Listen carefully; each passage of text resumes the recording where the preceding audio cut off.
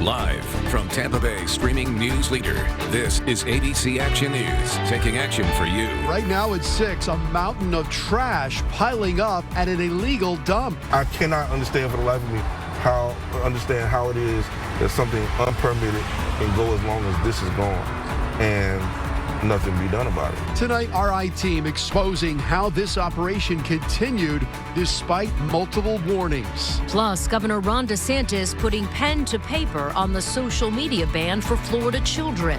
It's done. There you go.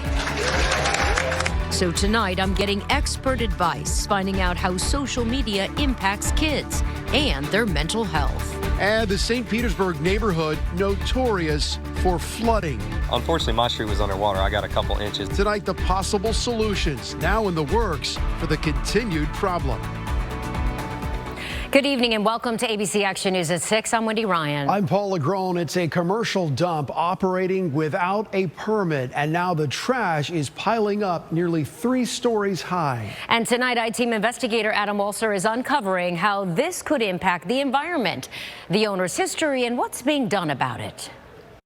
Meanwhile, tonight, the Florida Department of Environmental Protection just sent us this statement earlier today. It reads in part, quote, "We are in the process of taking formal enforcement action for violations at the site.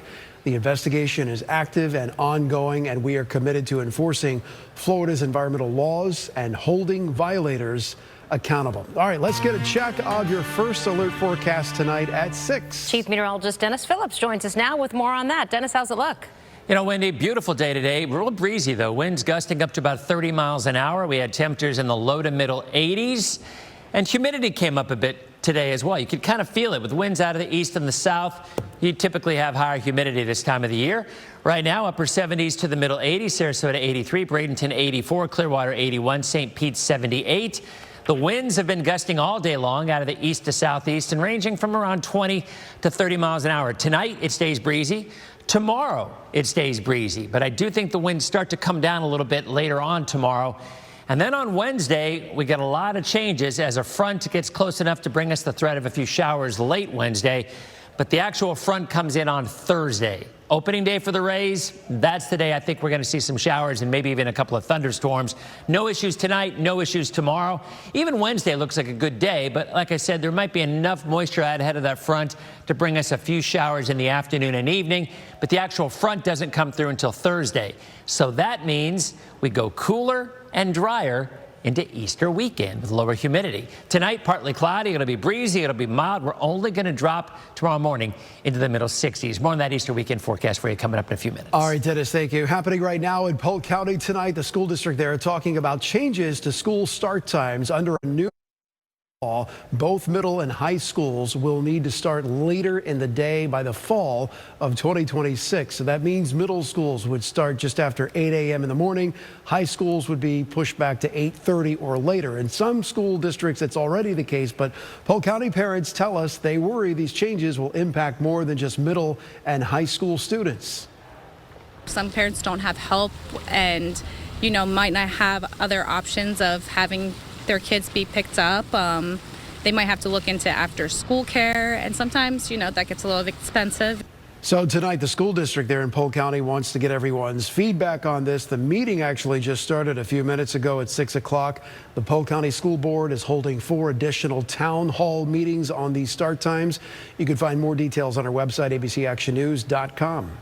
New tonight, Governor Ron DeSantis signed the bill banning social media for kids into law today. It's one of the most talked about bills coming out of the legislative session. The governor vetoed a different version of this bill weeks ago before signing this one today. The new law will limit the ability of those under 16 years old in Florida to access many social media sites. That includes Facebook, Instagram, TikTok, and more. Florida's Attorney General says her office is already preparing for any legal challenges to come.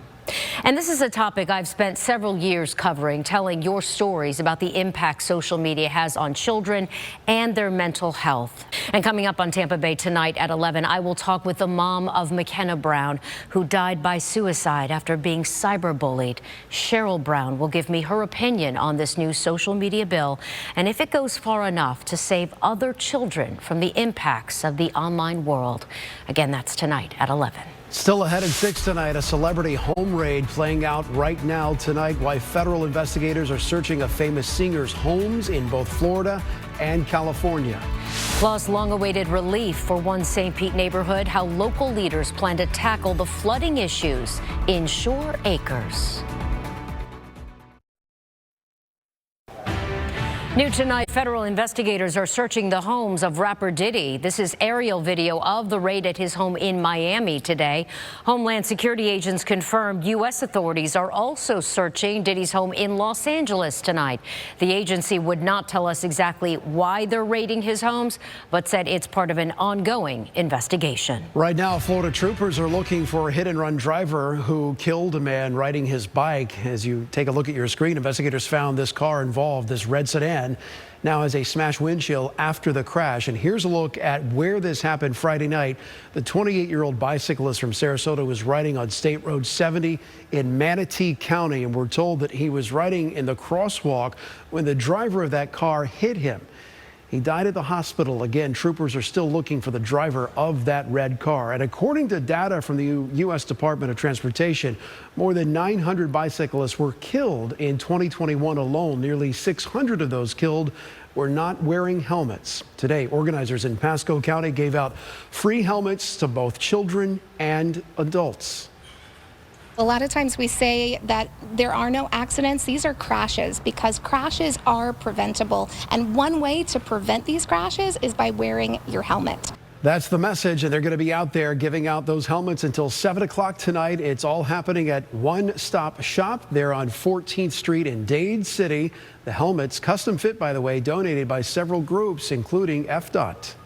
Some much-needed help is coming to the Shore Acres neighborhood in St. Pete. That neighborhood is prone to flooding, and we've shared countless stories from neighbors left to rebuild after a major storm. Well, new tonight, ABC Action News reporter Jada Williams is breaking down how the city is now working to address these issues. All right, let's bring back in Chief Meteorologist Dennis Phillips. Live look outside on this Monday night. Yeah, the spring breakers still in town there on the beach. Yeah, they're going to be around, I'm sure, for a couple more weeks. You know, yesterday, glorious day, the final day, the final round of the Valspar over at Innisbrook. The wind was a real issue if you were catching some of the tournament. And today, it was really windy as well. We had southeast winds, 25 to 30 miles an hour, still are. And we will tonight, and we will tomorrow before I think the winds start to subside. No rain going on now, no rain tomorrow. Maybe a few showers on Wednesday, but our best chance will be early on Thursday as a front does come on through. And it's going to give us some pretty interesting changes for Easter weekend, ones I think you're probably going to like. Maybe one last round of cooler weather on Friday morning and Saturday morning. Temperatures right now upper 70s to the lower 80s, although mid 80s along the coast. They say, well, wait a minute, I thought the coast is usually going to be cooler with the Gulf breeze, and you'd be right most of the time. But when the winds are as strong as they have been yesterday and today out of the east and southeast, those winds will literally push the sea breeze just offshore. So if you were to take a boat out a couple of miles, you'd be a lot cooler. But that cooler air isn't able to make it to the beaches because the winds are too stiff. So we've seen temperatures warmer along the coast than we usually do with our Gulf breeze, and the winds are going to continue tonight, not as strong overnight. And then tomorrow, I think the first half of the day, still going to need small craft advisories for breezy weather. Today we hit mid-80s Plant City, but the hot spots were on the coast. 86 in Lakeland, or rather 86 in Sarasota, 86 in Venice, 81 in Lakeland, and in Clearwater, upper 70s in St. Pete. Skies right now at the airport in Tampa, cloudy, 80 degrees, east winds gusting up to about 20 miles an hour. And the dew point, pretty high. Remember last week when we had dew points in the 20s and 30s? And, you know, we said, yeah, that's going to be it for the season. Again, we do have another front coming in Thursday. It won't bring that dry air behind it, but I'm telling you, I do think Good Friday, right through Easter Sunday, is going to be really amazing with sunny skies, comfortable temperatures, and kind of cool, especially on Saturday morning. Today, we were 4 degrees above average at 83. This morning, we were right where we should be. We dropped down to 61. Satellite picture, quiet weather.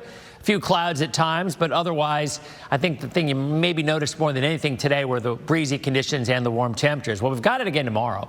If you're going out tonight, it'll be mild. You're not going to need a jacket. I don't even think you're really going to need much of a jacket tomorrow morning as we start mostly in the 60s.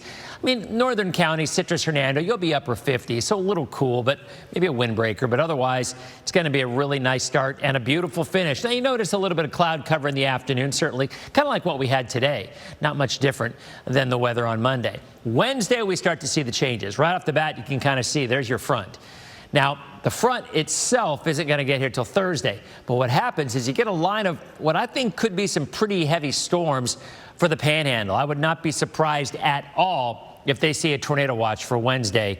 But what happens is as the day goes on, some of those showers make it into our area. Nothing severe, just maybe a few scattered afternoon and evening showers. It's the prefrontal rain. But the actual front arrives here on Thursday. Now, the way I see it, the best rain chances will be north of I-4. Remember, last week it was south of I-4. On Thursday into Thursday night, it'll be north because that's where most of the energy is going to be. A little area of low pressure is going to develop and swing north. So by the time the front makes it here, it's going to be a lot weaker. So, I mean, I think that kind of squashes the severe weather chance. It isn't zero, and I do think northern counties have a little bit better chance, but otherwise, it's just going to be some scattered showers later Wednesday and again on Thursday with a couple of storms as well. Behind it, yeah, we cool off. Look at Good Friday. Highs in the upper 70s. Morning lows on Saturday morning. I think we go 40s and 50s. 50s for most of us, maybe upper 40s northern counties. And then Easter Sunday looks amazing. Low humidity, sunny skies, and we're back in the middle 80s for the rest of next week. So the best chance of rain is Thursday, probably in the morning to early afternoon hours, maybe as early as late Wednesday night. For the boaters, tomorrow, small craft advisories remain in effect, so not the best day to take the boat out. The weather's going to be nice, but it's going to be some wind and some waves. Southeast winds 15 to 20 knots, seas 2 to 4 feet. Choppy on the bay and inland waters with a water temperature clear water. Hanging in there at 73 degrees. Your sunrise Tuesday morning 7:27, sunset at 7:45. So there's your forecast hour by hour. Partly cloudy skies overnight. It will be mild. It will be breezy. So wake up temperatures mostly in the 60s, some upper 50s in Citrus and Hernando County. Beautiful day at the beach. Pretty much just like what we had today. Maybe a little less windy in the afternoon, but highs lower 80s, mostly sunny skies. And I think that continues pretty much through the entire day. And for that matter, even into Wednesday. There's Florida's most accurate 7-day. That rain chance you see on Wednesday will be late afternoon, early evening. I think northern counties have a better chance. And then on Thursday, there's your front. Showers and storms likely, especially north of I-4. By Good Friday, sunny, low humidity, 76 the high, 79 on Saturday. Easter Sunday looks sunny with a high of 80 degrees. Wendy? Looks good. Thanks, Dan. Well, still ahead tonight, a strange police chase all caught on camera who officers in one central Florida area spent their Sunday morning tracking down. We have the video next. ABC Action News is sponsored by Morgan & Morgan. ABC Action News is sponsored by Tampa Electric. Welcome back, everyone. Well, no one won this weekend's Mega Millions or the Powerball jackpot, meaning the combined total is now $1.9 billion.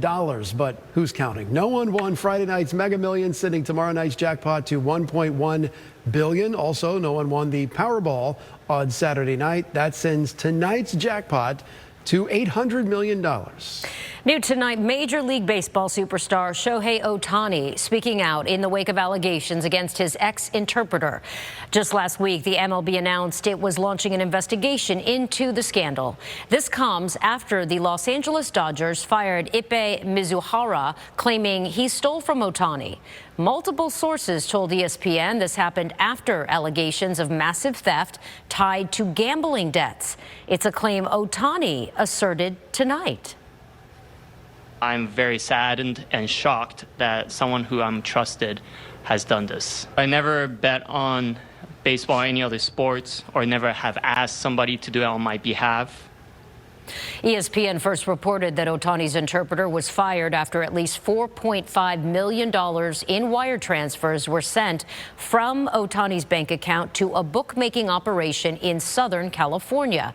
The feds are now looking into that operation, and we will have more of Ohtani's statement on Tampa Bay tonight at 11. All right, we've got some new video before we go here tonight of a pretty strange police chase in Central Florida over the weekend. That's a horse. Ocala police officers working to catch the horse on the loose. Not exactly a high-speed chase, but police eventually got the horse to stop at a school parking lot until a crew could put the animal in a trailer and then take it to safety. As many of you know, Ocala is known as the horse capital of the world, so perhaps this comes with the territory, Dennis. Yeah. Horse. I mean, and you go into Ocala, it's so hilly. You wouldn't expect in Florida to see those kind of rolling hills like you might see in Kentucky. But yeah, absolutely. Beautiful. So there's a look at your forecast this evening.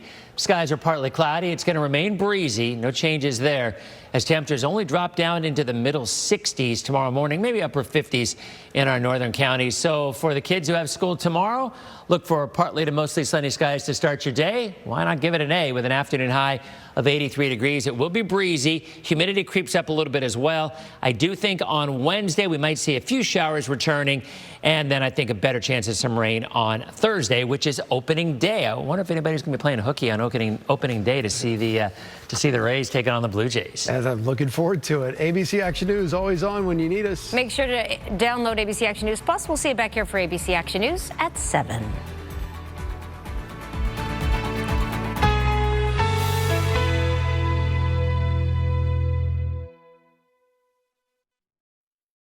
By Kogan and DeSalvo, personal injury lawyers.